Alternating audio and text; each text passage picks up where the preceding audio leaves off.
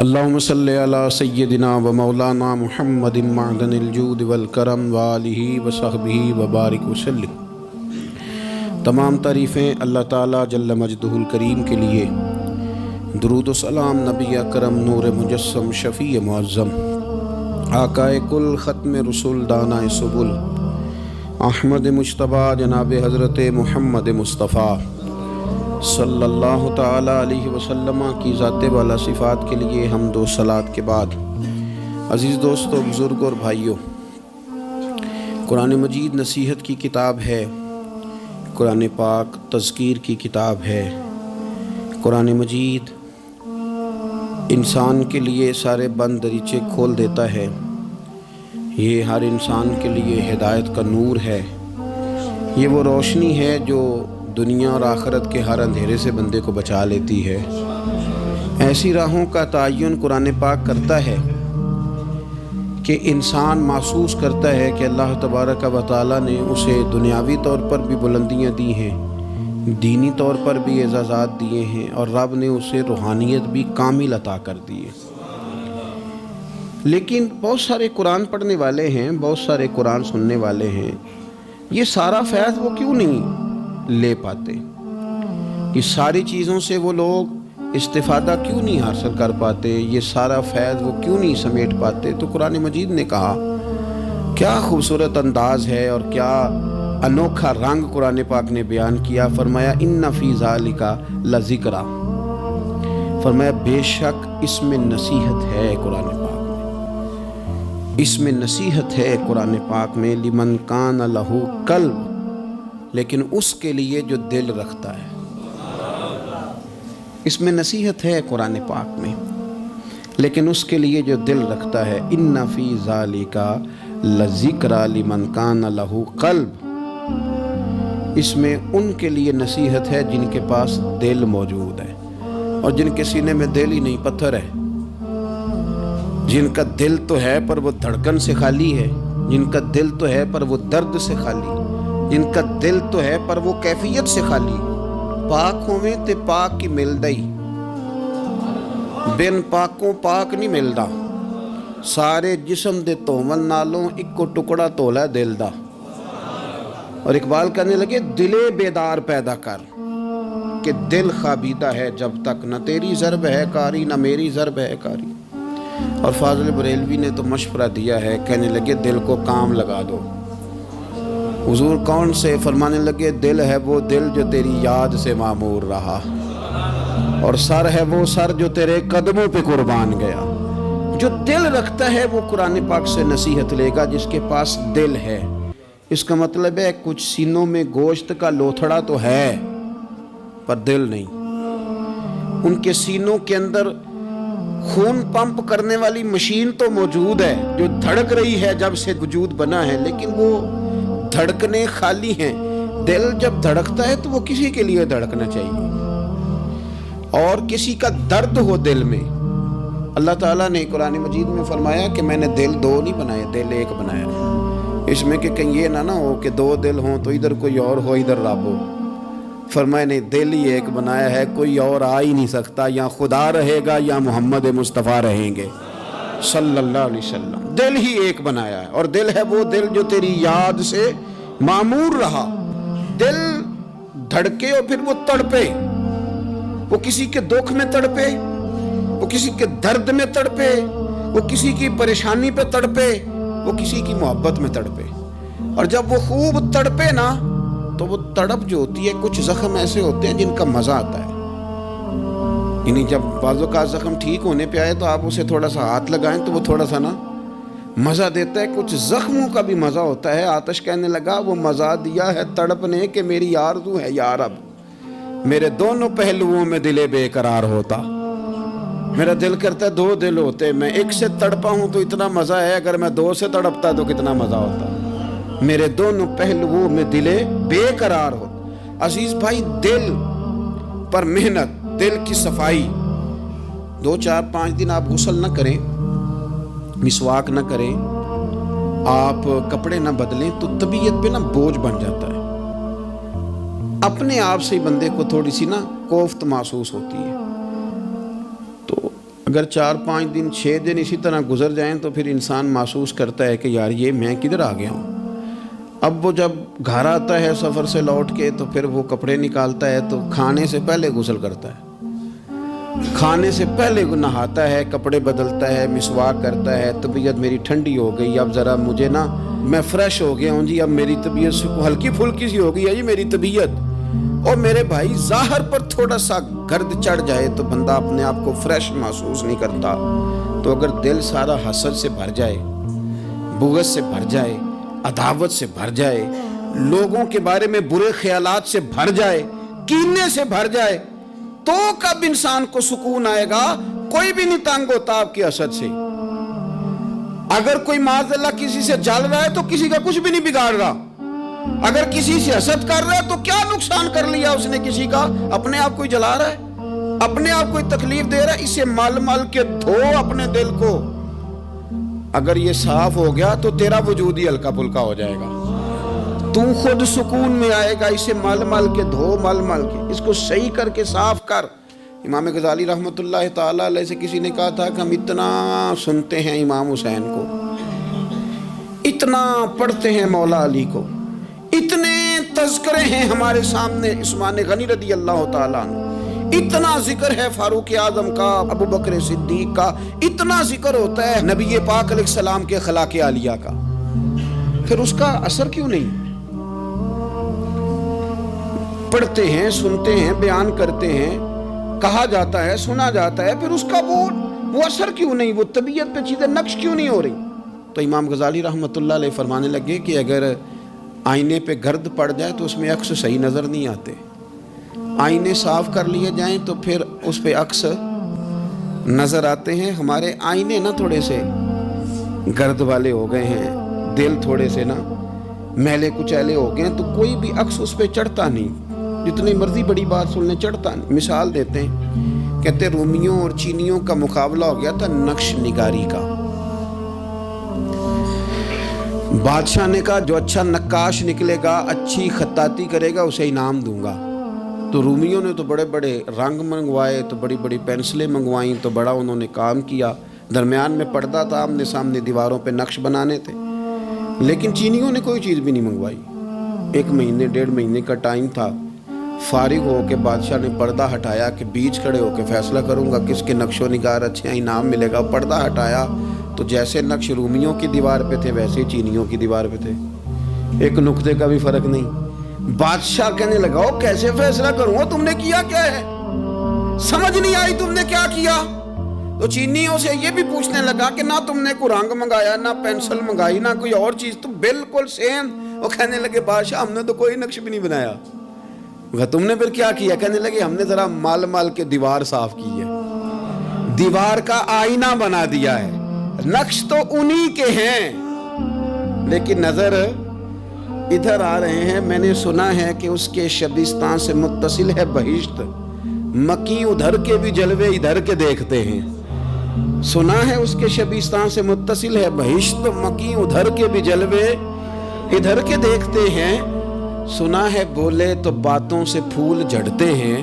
اگر یہ بات ہے تو چلو بات کر کے دیکھتے ہیں، اگر یہ بات ہے تو چلو پھر بات کر کے دیکھتے ہیں۔ میرے عزیز کہنے لگے کہ وہ نا جناب ہم نے صرف دیوار صاف کی ہے، اتنی صاف کی ہے کہ شیشہ بنا دیا، تو اب ان کے نقش ادھر بھی نظر آتے ہیں۔ تو بس اب بادشاہ خوش ہو گیا، اس نے کہا کوئی بھی نہیں جیتا، کوئی بھی نہیں ہارا، تمہارا انعام برابر کا ہے، تمہیں نقش بنانے کا انعام ملے گا اور تمہیں صفائی کرنے کا انعام ملے گا۔ امام غزالی کہنے لگے چل تو اس طرح کر، روز تو غسل کرتا ہے، دانت صاف کرتا ہے، بال کٹواتا ہے، ناخن بڑھ جائیں تو کٹواتا ہے، کوئی چیز ذرا تھوڑی بڑھ جائے تو چھوٹی کرتا ہے، تو کوئی لباس پورا نہ ہو تو اس کو سیٹ کرتا ہے، تو اس طرح کر، ظاہر پہ جو اتنی محنت کی ہے ذرا مال مال کے دل دھو، انشاءاللہ امام حسین کا فیض بھی نظر آئے گا، مولا علی کے جلوے بھی نظر آئیں گے، حضرت عثمان غنی کی حیا کا عکس بھی نظر آئے گا۔ اسے پہلے دھو لے، پھر تمہیں سیدنا عمر کی عدالت کا فیض ملے گا، حضرت صدیق اکبر کی صداقت کا نور ملے گا، پھر تو دیکھنا تیری طبیعت پہ نبی پاک کے اخلاق عالیہ کا بھی فیض نظر آئے گا۔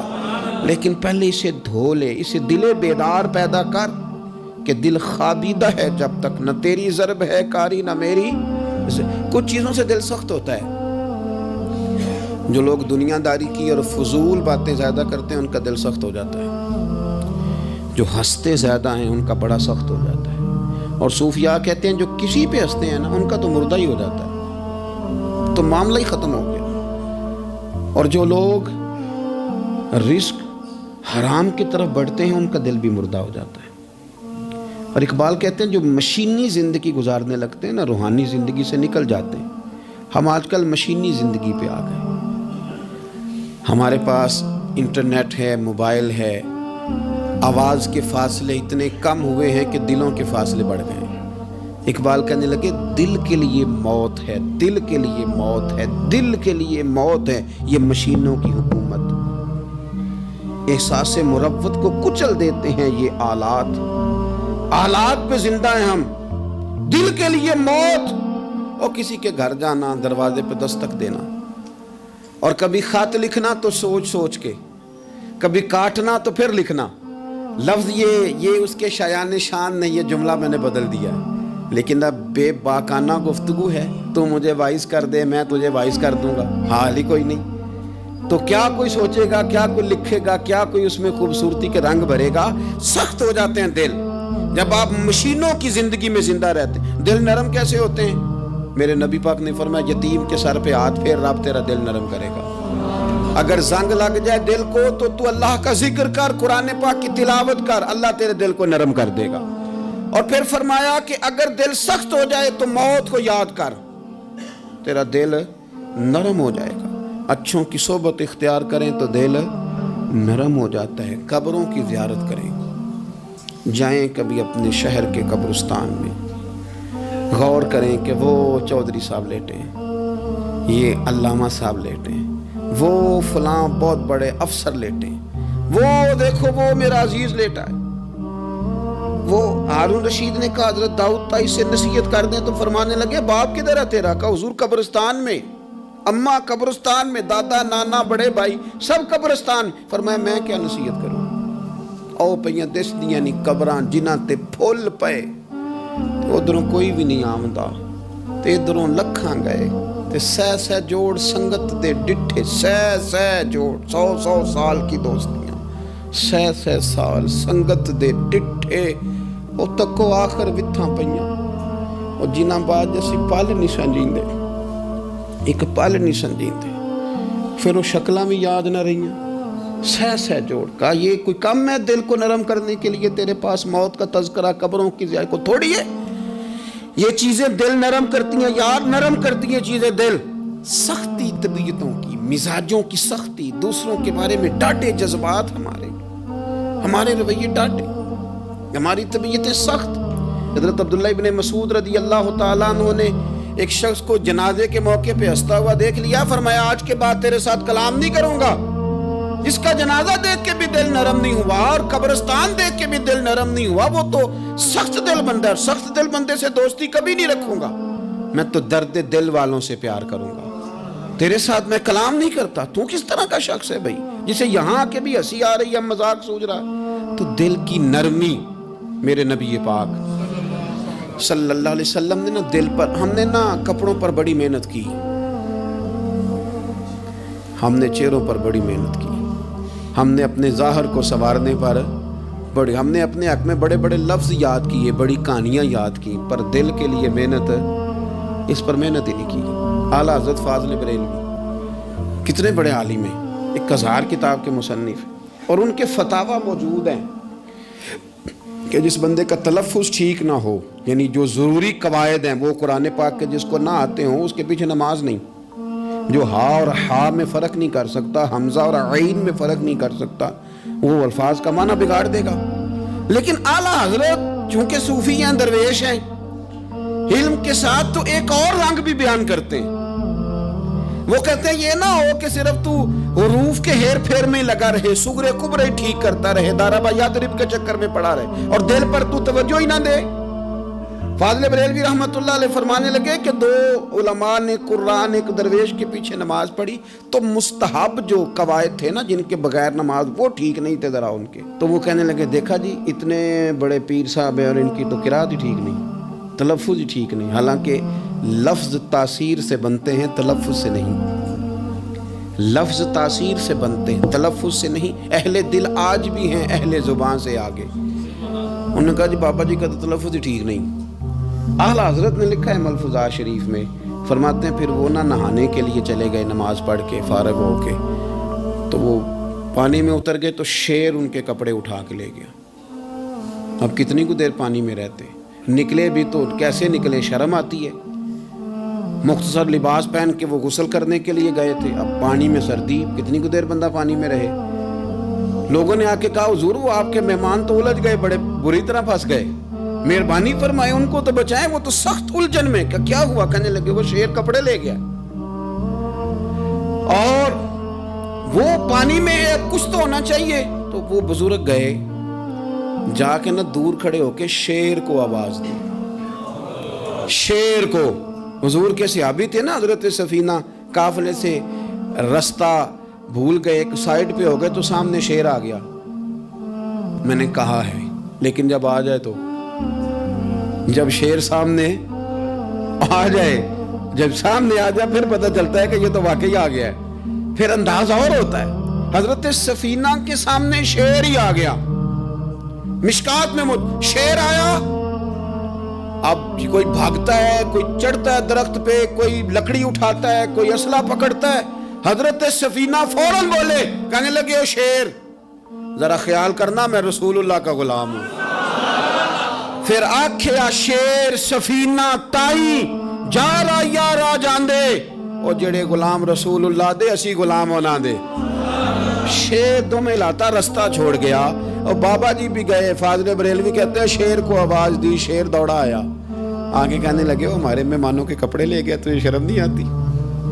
تو شیر کپڑے اٹھا کے واپس لایا۔ ان علماء کو، حضرات علماء کو کپڑے پیش کیے۔ جب ان کو پیش کیے تو پیش کرتے ہی بزرگ پھر فرمانے لگے، کہنے لگے مولانا تم نے لفظ سیدھے کیے ہیں، میں نے دل سیدھا کیا ہوا ہے۔ تم نے محنت کر کے نہ لفظ ٹھیک کیے ہیں لیکن میں نے دل ٹھیک کیا ہے۔ دل پاک ہوئے تے پاک ہی ملتا ہے، تے بنا پاکوں پاک نہیں ملتا۔ سارے جسم دے توون نالوں ایک ٹکڑا تول ہے دل دا۔ حضرت سلطان باؤ رحمت اللہ علیہ فرمانے لگے دل کالے نالوں منہ کالا چنگا، دل کالے نالوں منہ کالا چنگا، جے کوئی رمز پچھانے۔ اگر کسی کو بات کی سمجھ آئے تو دل نہیں سیاہ ہونا چاہیے، منہ ہو بھی جائے تو کام چل جاتا ہے۔ تو اپنے دل کی صفائی پر دیکھیں میرے نبی پاک علیہ وسلم نے ارشاد فرمایا کہ رب نہ تمہارے مال دیکھتا ہے نہ چہرے دیکھتا ہے، رب تو تمہارا دل دیکھتا ہے۔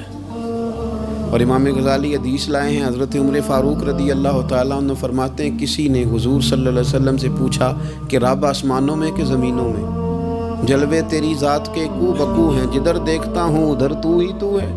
اللہ زمینوں میں کہ آسمانوں میں؟ تو حضور فرمانے لگے رب تو بندہ مومن کے دل میں رہتا ہے، اللہ تو مومن کے دل میں ہے۔ مومن کے دل میں کتنا بڑا ہے وہ دل جس میں رب ہے، رب کی یاد ہے، رب کی محبت ہے۔ اس لیے حضرت عمر فرمایا کرتے تھے میں نے دل کی آنکھوں سے اپنے مالک کی زیارت کی ہے۔ اور اقبال نے شاید اسی لیے مشورہ دیا تھا کہ دل بینا بھی کر خدا سے طلب، آنکھ کا نور دل کا نور نہیں۔ اللہ سے آنکھوں والا دل مانگ، اندھا نہ ہو جائے کہیں تیرا دل۔ دل بینا بھی کر خدا سے طلب، آنکھ کا نور دل کا نور نہیں۔ عزیز بھائی اللہ کے جلوے، لیکن ایک بات ذہن میں رکھنا، کسی گلاس میں تھوڑی سی غلاظت ہو نا، دودھ تو دور رہا، شہد تو دور رہا، اس میں کوئی پانی بھی نہیں پیتا۔ تھوڑی سی غلاظت ہو اور آپ کی آنکھوں کے سامنے وہ غلاظت دھل بھی گئی، صاف بھی ہو گئی، شرعی تقاضے پورے ہو گئے، پھر بھی کچھ لوگ کہتے ہیں میری طبیعت نہیں مانتی، میرا دل نہیں مانتا۔ صحیح کہہ رہا ہوں میں؟ اور بھائی اتنی سی غلاظت گلاس میں تھی اور سادہ پانی نلکے کا، تو اس میں پینا پسند نہیں کرتا، اور اگر دل غلاظت سے بھرا ہو تو رب کی محبت وہاں آئے گی، خدا اپنا قرب وہاں رکھے گا؟ کسی سے جلنا، کسی سے حسد کرنا، کسی کے بارے میں عداوت رکھنا، کچی بولیاں بولنا. اور اب تو اتنا عجیب حال ہو گیا، جماعتیں جماعتوں کے بارے میں برا خیال کرتی ہیں. خانقاہ اور آستانوں کا یہ حال ہے کہ سبق پڑھایا جاتا ہے دوسرے کے خلاف. بس ہم ٹھیک ہیں. یہ تصوف ہے کہ نرا تو ٹھیک ہے؟ طریقت تو یہ تھی کہ میں ٹھیک نہیں، باقی سارا زمانہ ٹھیک ہے. تو کس چکر میں پڑا ہوا ہے؟ اعلیٰ حضرت فاضل بریلوی رحمۃ اللہ تعالیٰ علیہ کے ایک درویش تھے، تو فاضل بریلوی رحمۃ اللہ سے کہنے لگے میں نے مرید ہونا ہے. فرمانے لگے پتر جلدی نہ ہو، جا سارا زمانہ دیکھ، اگر کوئی میری طرح کا مل گیا، مجھ سے بہتر مل گیا تو پھر میرے ساتھ وعدہ کر وہیں رہ جانا. ہاں اگر تیرے خیال میں نہ ملا تو پھر آنا. جا گھوم زمانہ دیکھ.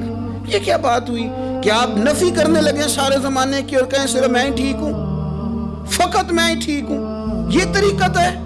اور تصوف والے تو لوگ یہ کہا کرتے تھے میں تے بندہ ٹھگ جے لوگو، میں تے بندہ چور، اور جس دا خلقت کلمہ پڑھ دی او محمد ہور. وہ لوگ تو نفی کرتے تھے، وہ لوگ تو نفی کرتے تھے اپنی، کہتے تھے میں کوئی شے نہیں، میں تے بندہ ٹھگ جے لوگو، او میں تے بندہ چور. میاں محمد بخش صاحب رحمۃ اللہ علیہ، ایک کالم نگار نے لکھا تھا کہ وہ کچھ لوگ نا سکھ ہندو یہاں رہتے تھے تو ان کا نام محمد تھا چونکہ، تو بات کو شبہ پڑ گیا کہ شاید جن کا لوگ کلمہ پڑھتے ہیں نا مسلمان، معاذ اللہ یہ وہ والے ہیں. تو میاں صاحب اپنے بارے میں کیا کہے، وہ میں تے بندہ ٹھگ جے لوگو، میں تے بندہ چور، جس دا خلقت کلمہ پڑھ دی او محمد ہور. او میں تو ایک ٹھگ ہوں. حضرت میاں شیر محمد صاحب شرک پوری رحمۃ اللہ علیہ سرتاج ہیں اولیاء کے، پیر سید اسماعیل شاہ صاحب بخاری حضرت کرما والا شریف والے. وہ کہتے ہیں میں بیعت ہونے کے لیے جب شرک پور شریف آ رہا تھا تو رستے میں مجھے ایک بزرگ مل گئے. تو مجھے کہنے لگے کدھر جا رہے ہو، کون ہو؟ میں نے کہا میں سید ہوں اور میاں صاحب سے بیعت ہونے جا رہا ہوں. تو مجھے کہنے لگے وہ تو دنیا دار ہے، جیبوں میں ہاتھ ڈالتا ہے لوگوں کی، تو سید ہو کے رائن کے پیچھے کیا لینے جا رہا ہے؟ جڑا بلے نو سید آکھے دوزخ ملن سزائیں، تو جڑا بلے نو رائیں آکھے او جنت پینگا پائیں. کیونکہ رانجا رانجا کر دی نی میں ہوں آپ ہی رانجا ہوئی، رانجا یاکھن ساریاں میں نو ہیر نہ آکھے کوئی. وہ تو کدھر جا رہا ہے؟ کہتے میں نے کہا بابا زیادہ باتیں نہ کر، ناراض ہو جاؤں گا. کہتے ہیں بابے نے کئی دفعہ رستے میں مجھے منع کیا، نہ جانا نہ جانا، فلانی جگہ چلا جا فلانی جگہ، لیکن میں چلا گیا. میری طلب صادق تھی. جب میں باہر جا کے بیٹھا تو اندر سے بلاوا آیا کہ میاں صاحب نے بولا. اندر گیا تو یہ تو وہی بابا جی ہیں جو مجھے روک رہے تھے. تو میاں جی خود ہیں حضرت میاں صاحب. کہنے لگے بیلیا تینوں بڑا موڑیا پر تو مڑیا ہی نہیں. وہ تو روکتے تھے، اپنی نفی کرتے تھے. دل صاف دوسرے کے بارے میں، نظریہ صاف، کسی کے بارے میں خیر کا جملہ، کسی کی وکالت کرنا، کسی کا عیب چھپانا، کسی کے بارے میں اچھے لفظ بولنا، یہ مومن کی شان ہے. مومن کا دل ایسے سونا. میرے نبی پاک صلی اللہ تعالی علیہ وسلم نے فرمایا یہ میرا زید بن حارثہ ہے، اس کا دل اللہ نے نور ایمان سے بھر دیا ہے. ایمان سے دل بھر دیا رب تعالیٰ نے. ایک دن صبح صبح حضور نے پوچھا، اور داتا صاحب نے اس کو لکھا ہے، نبی پاک نے پوچھا آج تم نے صبح کس طرح کی؟ عرض کی یا رسول اللہ اس حال میں کہ میں پکا مومن ہوں. حضور نے فرمایا تو پکا مومن ہے، کس طرح؟ کہنے لگے یا رسول اللہ میں اس طرح کا مومن ہوں کہ سونا اور مٹی میرے لیے برابر ہے. پیسے آ جائیں تب بھی کوئی ٹینشن نہیں، نہ آئیں. حضرت زید بن حارثہ رضی اللہ تعالیٰ عنہ عرض کرنے لگے حضور سونا اور مٹی برابر ہے، کوئی پرواہ نہیں. تو حضور نے فرمایا تیرے ایمان کی دلیل؟ عرض کرنے لگے یا رسول اللہ میرے ایمان کی شان اور دلیل یہ ہے کہ میں یہاں زمین پہ بیٹھ کے نظر اٹھاؤں تو میری نظر اللہ کے عرش تک جاتی ہے. میں بتا سکتا ہوں کہ جنتی جنت میں جا رہے ہیں اور راضی ہیں، جہنمی جہنم میں جا رہے ہیں اور چیخ رہے ہیں، میں بتا سکتا ہوں. تو حضور نے فرمایا پھر اس کی حفاظت کر، پھر اس جذبے کی حفاظت کر. جب دل صاف ہو، نور ایمان سے بھرا ہوا ہو. علم لدنی کب آتا ہے؟ علم لدنی نیک آدمی کو ملتا ہے جب بندہ متقی پرہیزگار ہو نا، ناجائز نہ کھائے، ناجائز نہ دیکھے، ناجائز نہ بولے، تو پھر اللہ تعالیٰ اسے علم کا نور دیتا ہے. جو لوگ کہانیوں میں الجھ جاتے ہیں نا، زیادہ باتیں کرتے ہیں، زیادہ گھومتے ہیں، زیادہ سازشی عناصر کا شکار ہوتے ہیں، ان کے تو حافظے کمزور ہو جاتے ہیں، یاد ہی نہیں رہتا، باتیں اتنی کرتے ہیں پتہ نہیں سویرے کیا کہا تھا دوپہر کو کیا کہہ رہے ہیں۔ جب انسان کا دائرہ کار تقوی والا ہو پھر اس پر علم کی روشنی کھلتی ہے، پھر دروازے کرم کے کھلتے ہیں، اپنے دائرے محدود کر لیے جائیں۔ سوچے میں بڑے بڑے لوگ آپ کو زندگی میں ملیں گے، مشورے دیں گے، وہ جناب آپ کو پتہ ہی نہیں آپ کتنے بڑے ہیں، آپ فلانی جگہ کھڑے تھے، فلانے کے ساتھ ہنس رہے تھے، یہ آپ کو خراب کرنا چاہتے ہیں، کسی تکبر میں مبتلا کرنا چاہتے ہیں۔ آپ زمین پہ رہیں تاکہ زمین والوں سے رشتہ مضبوط رہے، دل کی صفائی، دل صاف ہو، کوئی حسد نہیں، کوئی کینہ نہیں۔ پتہ ہے سب سے بڑی بیماری کیا ہے بندے کی؟ خوفناک علامت کیا ہے دل کے بیمار ہونے کی؟ کہ کوئی بندہ بیماری میں ہے اور ادھر ایک بندہ اس کو دیکھ کے خوش ہو رہا ہے، کسی کو زوال آ گیا ہے، کاروبار ڈوب گیا ہے اور یہ دیکھ کے خوش ہو رہا ہے، مر گیا ہے اس کا دل، مردہ ہے، اندر کوئی دل نہیں اب۔ یعنی ایک بندہ رسوا ہو گیا اور یہ خوش ہو رہا ہے، دیکھا میں نے نہیں کہا تھا۔ جب کوئی کسی کی رسوائی، کمزوری اور کسی کے زوال پر راضی ہونے لگے تو پھر سمجھ لیں کہ اس کا حال اتنا برا ہو گیا ہے کہ اب یہ اخلاقی طور پر مردہ زندگی گزار۔ ہمارا اب یہ حال ہے کہ ہم لوگوں کے دکھوں پر ہنسنے لگے، ہم کسی کے ہاں کوئی شخص تکلیف میں آتا ہے تو ہم اس کو کہکہوں میں اڑاتے ہیں۔ یارو زندہ قومیں یہ کام نہیں کرتی، زندہ قومیں یہ کام نہیں کرتی۔ میرے نبی پاک صلی اللہ علیہ وسلم نے فتح کے موقع پر بھی گردن کو جھکا کے بتایا کہ جب رب عروج دے تو پھر اللہ کی بارگاہ میں جھک جایا کرو۔ کسی شخص کے پتہ ہے کہ ایک حدیث سنو، یہ مسلم شریف میں موجود ہے، حضور نے فرمایا ایک بندہ گناہ کرتا تھا پھر اس نے توبہ کر لی، اگر کسی نے دوبارہ اسے وہ گناہ یاد کرایا کہ تو یوں ہوتا تھا، اگر کسی نے اسے دوبارہ گناہ یاد کرایا تو یاد کرانے والے کو اللہ سزا کے طور پر مرنے سے پہلے پہلے اس گناہ میں مبتلا کر دے گا۔ خفیہ تدبیر آئے گی اللہ، جس کو اللہ نے معاف کر دیا، زمین آسمان بھول گئے، فرشتوں کے دفتر سے اس کا گناہ محو کر دیا گیا، تو نے کیوں یاد رکھا؟ لیکن ہمارے دل اس طرح کے ہیں، خیر کی خبریں نہیں دیتے ہم خیر کی خبر نہیں دیتے، مثبت بات نہیں کرتے، ہمارے رویے دوسروں کے بارے میں سخت ہیں۔ یعنی بہو سے داماد سے اختلاف ہو گیا، پھر اس نے معافی مانگ لی، پھر ہم نے معاف کر دیا، پھر ایک سال کے بعد دوبارہ لڑائی ہوئی تو پچھلی بات دوبارہ یاد کرنی چاہیے تھی، اس کی تو معافی دے دی تھی آپ نے، لیکن آپ نے پھر یاد کر لی وہ بات۔ اس کا مطلب ہے آپ نے صلح کی تھی، دل صاف نہیں کیا تھا۔ دل جب آپ صاف کر لیں تو پھر معاملہ ختم ہو گیا، پھر آپ پھر نکال پھینک کے ساری چیزیں۔ مسند امام احمد بن حنبل میں حدیث ہے، حضرت انس بن مالک رضی اللہ تعالیٰ عنہ کہتے ہیں میں بھی بیٹھا تھا، حضرت عبداللہ ابن عمر رضی اللہ تعالیٰ عنہ بھی حضور کی بارگاہ میں بیٹھے تھے۔ نبی پاک صلی اللہ تعالیٰ علیہ وسلم نے فرمایا ابھی ایک شخص تمہارے پاس آنے والا ہے، تیاری کر لو، آنے والا جنتی ہے۔ کہتے ہیں ایک شخص اندر داخل ہوا تو سادہ سا بندہ، داڑھی سے پانی کے قطرے گر رہے، جوتے ہاتھ میں پکڑے یا بغل میں دبائے، وہ آ گیا، حضور سے بات چیت کی، چلا گیا۔